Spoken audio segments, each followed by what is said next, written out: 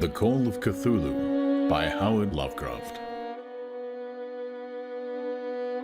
Of such great powers or beings, there may be conceivably a survival of a hugely remote period when consciousness was manifested, perhaps in shapes and forms long since withdrawn before the tide of advancing humanity. Forms of which poetry and legend alone have caught a flying memory, and called them gods, monsters, mythical beings of all sorts and kinds. Algernon Blackwood. 1. The Horror in Clay. The most merciful thing in the world, I think, is the inability of the human mind to correlate all its contents. We live on a placid island of ignorance in the midst of black seas of infinity, and it was not meant that we should voyage far. The sciences, each straining in its own direction, have hitherto harmed us little, but someday the piecing together of disassociated knowledge will open up such terrifying vistas of reality and of our frightful position therein, that we shall either go mad from the revelation or flee from the light into the peace and safety of a new dark age. Theosophists have guessed at the awesome grandeur of the cosmic cycle wherein our world and human race form transient incidents. They have hinted at strange survivals in terms which would freeze the blood, if not masked by a bland optimism. But it is not from them that there came the single glimpse of forbidden eons which chills me when I think of it, and maddens me when I dream of it. That glimpse, like all dread glimpses of truth, flashed out from an accidental piecing together of separated things. In this case, an old newspaper item and the notes of a dead professor. I hope that no one else will accomplish this piecing out. Certainly, if I live, I shall never knowingly supply a link in so hideous a chain. I think that the professor, too, intended to keep silent regarding the part he knew, and that he would have destroyed his notes had not sudden death seized him. My knowledge of the thing began in the winter of 1926-27 with the death of my great-uncle, George Gamble Angell, Professor Emeritus of Semitic Languages in Brown University, Providence, Rhode Island. Professor Angell was widely known as an authority on ancient inscriptions and had frequently been resorted to by the heads of prominent museums, so that his passing at the age of 92 may be recalled by many. Locally, interest was intensified by the obscurity of the cause of death. The professor had been stricken while returning from the Newport boat, falling suddenly, as a witness said, after having been jostled by a nautical-looking Negro who had come from one of the queer, dark courts on the precipitous hillside, which formed a shortcut from the waterfront to the deceased's home in William Street. Physicians were unable to find any visible disorder, but concluded after perplexed debate that some obscure lesion of the heart, induced by the brisk ascent of so steep a hill by so elderly a man, was responsible for the end. At the time, I saw no reason to dissent from this dictum, but latterly, I am inclined to wonder, and more than wonder. As my great-uncle's heir and executor, for he died a childless widower, I was expected to go over his papers with some thoroughness, and for that purpose moved his entire set of files and boxes to my quarters in Boston. Much of the material which I correlated will be later published by the American Archaeological Society, but there was one box which I found exceedingly puzzling, and which I felt much averse from showing to other eyes. It had been locked, and I did not find the key till it occurred to me to examine the personal ring which the professor carried in his pocket. Then, indeed, I succeeded in opening it, but when I did so, seemed only to be confronted by a greater and more closely locked barrier. For what could be the meaning of the queer clay bas-relief and the disjointed jottings, ramblings, and cuttings which I found. Had my uncle in his latter years become credulous of the most superficial impostures? I resolved to search out the eccentric sculptor responsible for this apparent disturbance of an old man's peace of mind. The bas-relief was a rough rectangle less than an inch thick and about 5 by 6 inches in area, obviously of modern origin. Its designs, however, were far from modern in atmosphere and suggestion, for although the vagaries of cubism and futurism are many and wild, they do not often reproduce that cryptic regularity which lurks in prehistoric writing. And writing of some kind, the bulk of these designs certainly seem to be.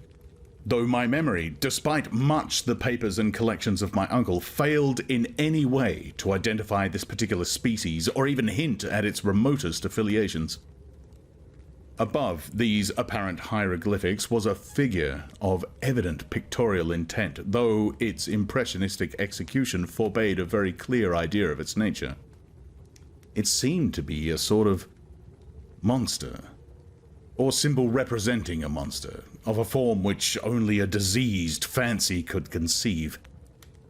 If I say that my somewhat extravagant imagination yielded simultaneous pictures of an octopus, a dragon, and a human caricature, I shall not be unfaithful to the spirit of the thing. Pulpy, tentacled head surmounted a grotesque and scaly body with rudimentary wings, but it was the general outline of the whole which made it most shockingly frightful. Behind the figure was a vague suggestion of a cyclopean architectural background. The writing accompanying this oddity was, aside from a stack of press cuttings, in Professor Angel's most recent hand, and he made no pretense to literary style. What seemed to be the main document was headed Cthulhu Cult, in characters painstakingly printed to avoid the erroneous reading of a word so unheard of. The manuscript was divided into 2 sections, the first of which was headed 1925, Dream and Dreamwork of H.A. Wilcox, 7 Thomas Street, Providence, Rhode Island, and the second, Narrative of Inspector John R. Legras, 121 Bienville Street, New Orleans, L.A. at 1908. AASMTG, notes on same and Professor Webb's account. The other manuscript papers were brief notes, some of them accounts of the queer dreams of different persons, some of them citations from theosophical books and magazines, notably W. Scott Eliot's Atlantis and The Lost Lemuria, and the rest comments on long-surviving secret societies and hidden cults, with references to passages in such mythological and anthropological sourcebooks as Fraser's Golden Bough and Miss Murray's Witch Cult in Western Europe. The cuttings largely alluded to ultra-mental illness and outbreaks of group folly or mania in the spring of 1925. The first half of the principal manuscript told a very particular tale. It appears that on March 1st, 1925, a thin, dark young man of neurotic and excited aspect had called upon Professor Angel, bearing the singular clay bas-relief, which was then exceedingly damp and fresh. His card bore the name of Henry Anthony Wilcox, and my uncle recognized him as the youngest son of an excellent family slightly known to him, who had latterly been studying sculpture at the Rhode Island School of Design and living alone at the Fleur-de-Lis building near that institution. Wilcox was a precocious youth of known genius but great eccentricity, and had from childhood excited attention through the strange stories and odd dreams he was in the habit of relating. He called himself psychically hypersensitive, but the staid folk of the ancient commercial city dismissed him as merely queer. Never mingling much with his kind, he had dropped gradually from social visibility and was now known only to a small group of aesthetes from other towns. Even the Providence Art Club, anxious to preserve its conservatism, had found him quite hopeless. On the occasion of the visit, ran the professor's manuscript, The sculptor abruptly asked for the benefit of his host's archaeological knowledge in identifying the hieroglyphics of the bas-relief. He spoke in a dreamy, stilted manner which suggested pose and alienated sympathy, and my uncle showed some sharpness in replying, for the conspicuous freshness of the tablet implied kinship with anything but archaeology. If you're enjoying this audiobook, please take a moment to hit like and subscribe on this channel, or if you want ad-free versions, you can support me on Patreon for as little as 25 cents a week. Young Wilcox's rejoinder, which impressed my uncle enough to make him recall and record it verbatim, was of a fantastically poetic cast, which must have typified his whole conversation, and which I have since found highly characteristic of him. He said, "It is new, indeed, for I made it last night in the dream of strange cities, and dreams are older than brooding Tyre, or the contemplative Sphinx, or garden-girdled Babylon." It was then that he began that rambling tale which suddenly played upon a sleeping memory and won the fevered interest of my uncle. There had been a slight earthquake tremor the night before, the most considerable felt in New England for some years, and Wilcox's imagination had been keenly affected. Upon retiring, he had had an unprecedented dream of great cyclopean cities, of Titan blocks and sky-flung monoliths, all dripping with green ooze and sinister with latent horror. Hieroglyphics had covered the walls and pillars, and from some undetermined point below had come a voice that was not a voice, a chaotic sensation which only fancy could transmute into sound, but which he attempted to render by the almost unpronounceable jumble of letters. Cthulhu, Vertagen. This verbal jumble was the key to the recollection which excited and disturbed Professor Angel. He questioned the sculptor with scientific minuteness, and studied with frantic intensity the bas-relief on which the youth had found himself working, chilled and clad only in his nightclothes, when waking had stolen bewilderingly over him. My uncle blamed his old age, Wilcox afterwards said, for his slowness in recognizing both hieroglyphics and pictorial design. Many of his questions seemed highly out of place to his visitor, especially those which tried to connect the latter with strange cults or societies, and Wilcox could not understand the repeated promises of silence which he was offered in exchange for an admission of membership in some widespread mystical or paganly religious body. When Professor Angel became convinced that the sculptor was indeed ignorant of any cult or system of cryptic lore, he besieged his visitor with demands for future reports of dreams. This bore regular fruit, for after the first interview, the manuscript records daily calls of the young man, during which he related startling fragments of nocturnal imagery, whose burden was always some terrible cyclopean vista of dark and dripping stone, with a subterrene voice or intelligence shouting monotonously in enigmatical sense impacts, uninscribable save as gibberish. The two sounds frequently repeated are those rendered by the letters Cthulhu and Relier. On March 23rd, the manuscript continued. Wilcox failed to appear, and inquiries at his quarters revealed that he had been stricken with an obscure sort of fever and taken to the home of his family in Waterman Street. He had cried out in the night, arousing several other artists in the building, and had manifested since then only alternations of unconsciousness and delirium. My uncle at once telephoned the family, and from that time forward kept close watch of the case, calling often at the Thayer Street office of Dr. Toby, whom he learned to be in charge. The youth's febrile mind apparently was dwelling on strange things, and the doctor shuddered now and then as he spoke of them.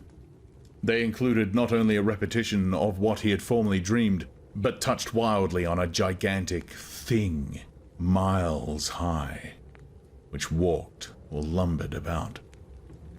He at no time fully described this object, but occasional frantic words, as repeated by Dr. Toby, convinced the professor that it must be identical with the nameless monstrosity he had sought to depict in his dream sculpture. Reference to this object, the doctor added, was invariably a prelude to the young man's subsidence into lethargy.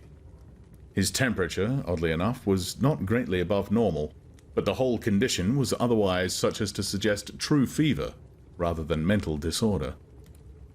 On April 2nd, at about 3 p.m., every trace of Wilcox's malady suddenly ceased. He sat upright in bed, astonished to find himself at home and completely ignorant of what had happened in dream or reality since the night of March 22nd. Pronounced well by his physician, he returned to his quarters in 3 days, but to Professor Angel, he was of no further assistance. All traces of strange dreaming had vanished with his recovery, and my uncle kept no record of his night thoughts after a week of pointless and irrelevant accounts of thoroughly usual visions. Here the first part of the manuscript ended, but references to certain of the scattered notes gave me much material for thought. So much, in fact, that only the ingrained skepticism then forming my philosophy can account for my continued distrust of the artist. The notes in question were those descriptive of the dreams of various persons covering the same period as that in which young Wilcox had had his strange visitations. My uncle, it seems, had quickly instituted a prodigiously far-flung body of inquiries amongst nearly all the friends whom he could question without impertinence, asking for nightly reports of their dreams, and the dates of any notable visions for some time past. The reception of his request seems to have varied, but he must, at the very least, have received more responses than any ordinary man could have handled without a secretary. This original correspondence was not preserved, but his notes formed a thorough and really significant digest.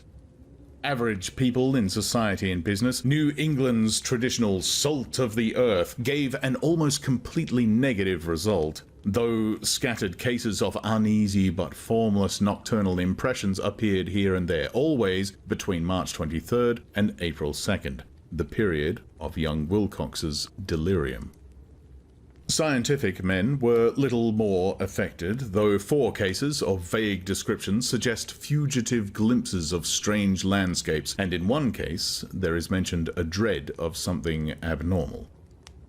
It was from the artists and poets that the pertinent answers came, and I know that panic would have broken loose had they been able to compare notes. As it was, lacking their original letters, I half suspected the compiler of having asked leading questions, or of having edited the correspondence in corroboration with what he latently resolved to see. That is why I continued to feel that Wilcox, somehow cognizant of the old data which my uncle had possessed, had been imposing on the veteran scientist. These responses from aesthetes told a disturbing tale. From February 28th to April 2nd, a large proportion of them had dreamed very bizarre things, the intensity of the dreams being immeasurably the stronger during the period of the sculptor's delirium. Over a fourth of those who reported anything reported scenes and half-sounds not unlike those which Wilcox had described, and some of the dreamers confessed acute fear of the gigantic nameless thing visible towards the last. One case, which the note describes with emphasis, was very sad. The subject, a widely known architect with leanings towards theosophy and occultism, went violently insane on the date of young Wilcox's seizure and expired several months later after incessant screamings to be saved from some escaped denizen of hell. Had my uncle referred to these cases by name instead of merely by number, I should have attempted some corroboration and personal investigation, but, as it was, I succeeded in tracing down only a few. All of these, however, bore out the notes in full.